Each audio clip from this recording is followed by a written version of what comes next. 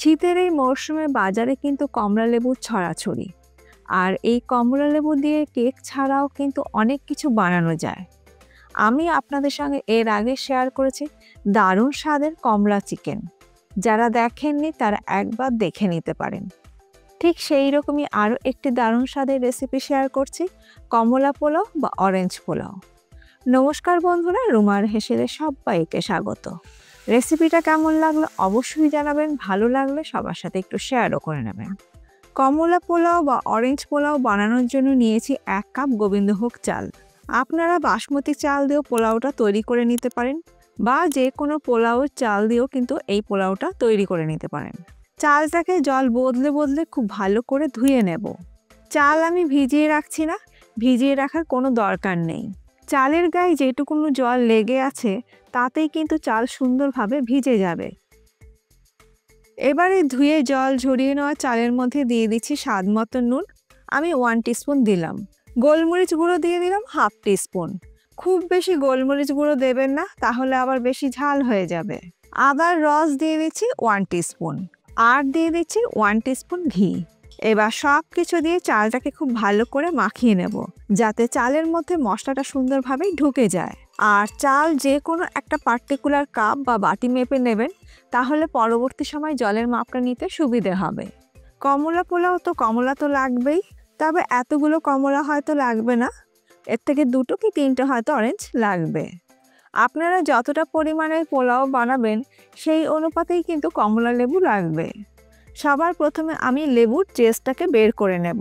আর এই কাজটা কিন্তু খুব সাবধানেই করতে হবে। খেয়াল রাখতে হবে যেন লেবুর সাদা অংশটা না পড়ে। আর লেবুর সাদা অংশটা পড়লে কিন্তু একটা তেতো ভাব চলে আসবে। আমি কিন্তু এই পোলার মধ্যে কোনো রকম এসেন্স ব্যবহার করছি না। ফ্রেশ অরেঞ্জ থেকে জেসটাকে বের করে নিলেই কিন্তু পোলার মধ্যে খুব সুন্দর একটা অরেঞ্জ ফ্লেভার পাওয়া যাবে। আর এইখানে আমি 1 টিস্পুন অরেঞ্জ জেস্ট বের করে নিয়েছি। এরপরে আমি লেবুগুলোকে অর্ধেক করে নিয়ে এর থেকে আমি ফ্রেশ অরেঞ্জ জুস বের করে নেব। আপনারা কতটা পরিমাণে পোলাও বানাবেন সেই অনুযায়ী কিন্তু কমলা লেবু নিতে হবে। তাছাড়া সব লেবুর থেকে কিন্তু একই রকম জুস বেরও হবে না। আর আমি ফ্রেশ অরেঞ্জ জুস দিয়ে এই পোলাওটা তৈরি করছি। আপনারা কিন্তু প্যাকেটের অরেঞ্জ জুস দিয়েও পোলাওটা তৈরি করে নিতে পারেন। প্রথমে আমি 2টো লেবুর থেকে অরেঞ্জ জুস বের করে নিলাম। এবার অরেঞ্জ জুসটাকে আগে মেপে নেব। যে কাপ মেপে আমি চাল নিয়েছিলাম সেই কাপের 1 কাপ আমার অরেঞ্জ জুসের প্রয়োজন আছে। দেখুন 2টো লেবুর থেকে আমার 1 কাপ কিন্তু অরেঞ্জ জুস বেরিয়ে গেছে। রান্নাটা করার জন্য কড়াইতে দিয়ে দেব 1 টেবিল স্পুন ঘি।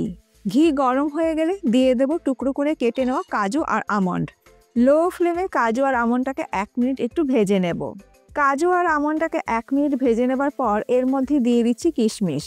এবার গ্যাসের ফ্লেমটাকে লো টু মিডিয়ামে করে দিয়ে কাজু, কিশমিশ আর আমন্ডটাকে একসাথে ভেজে নেব। আর এইখানে আপনারা আপনাদের পছন্দ মতন যে কোনো ড্রাই ফ্রুটস ব্যবহার করতে পারেন। আর পরিমাণটাও কিন্তু আপনারা আপনাদের নিজেদের ইচ্ছে অনুযায়ী নিতে পারেন। এইগুলো আমার ভেজে নেওয়া হয়ে গেছে, তুলে নিয়ে রেখে দেবো আলাদা একটা পাত্রের মধ্যে। ওই ঘিয়ের মধ্যেই ফোড়নে দিয়ে দেব কিছু গোটা গরম মশলা। নিয়েছি ছোট 1 টুকরো দারচিনি, 2টো ফাটিয়ে নেওয়া ছোট এলাচ, 3টে লবঙ্গ, 1টি তেজপাতা আর দিচ্ছি একটা স্টার অ্যানিস। স্টার অ্যানিসটা সম্পূর্ণই অপশনাল, আপনাদের ইচ্ছে হলে দেবেন, ইচ্ছে না হলে নাও দিতে পারেন। এই পোলাওতে কিন্তু খুব বেশি গোটা গরম মশলা ব্যবহার করবেন না, কারণ এটা অরেঞ্জ পোলাও, অরেঞ্জের ফ্লেভারটাই কিন্তু মেন থাকবে। 30 থেকে 40 সেকেন্ড ফোড়নটাকে ভেজে নেবার পর ফোড়ন থেকে যখন সুন্দর গন্ধ বের হবে তখন আমি এর মধ্যে দিয়ে দেব মশলা মাখিয়ে রাখা চাল। লো টু মিডিয়াম ফ্লেমে চালটাকে খুব ভালো করে ভেজে নেব। চাল যদি ঠিক মতন ভাজা না হয় তাহলে কিন্তু পোলাও কিন্তু ঝরঝরে তৈরি হবে না। মিনিট 4 সময় ধরে চাল আমি খুব ভালো করে ভেজে নিয়েছি। চাল ঠিক মতন ভাজা হলে দেখবেন চালের কালারটাও চেঞ্জ হয়ে যাবে, একটা ঝরঝরে ভাব চলে আসবে আর একটু ফুটফুট করে কিন্তু ফাটতেও শুরু করবে। তখন বুঝতে পারবেন যে চালটা ভাজা আপনার হয়ে গেছে। এবার আমি এর মধ্যে দিয়ে দেবো ফ্রেশ অরেঞ্জ জুস 1 কাপ।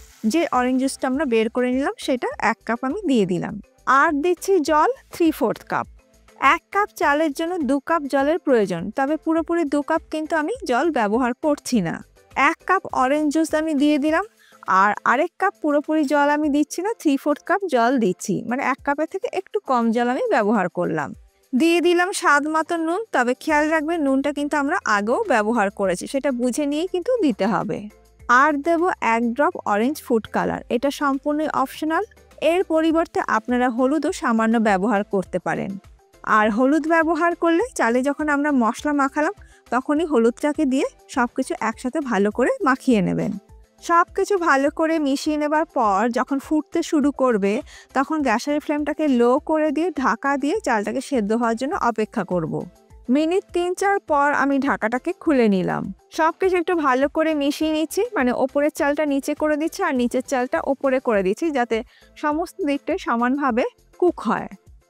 যেহেতু পোলাও তাই আমি একটু চিনি দিয়ে দিলাম, এখানে আমি গুঁড়ো চিনি দিয়ে দিলাম 1 টেবিল স্পুন। তবে এটা আপনারা নিজেদের স্বাদ অনুযায়ী ব্যবহার করবেন, মানে অরেঞ্জ জুস কতটা মিষ্টি আর আপনারা কতটা মিষ্টি খেতে পছন্দ করবেন সেই অনুযায়ী ব্যবহার করবেন।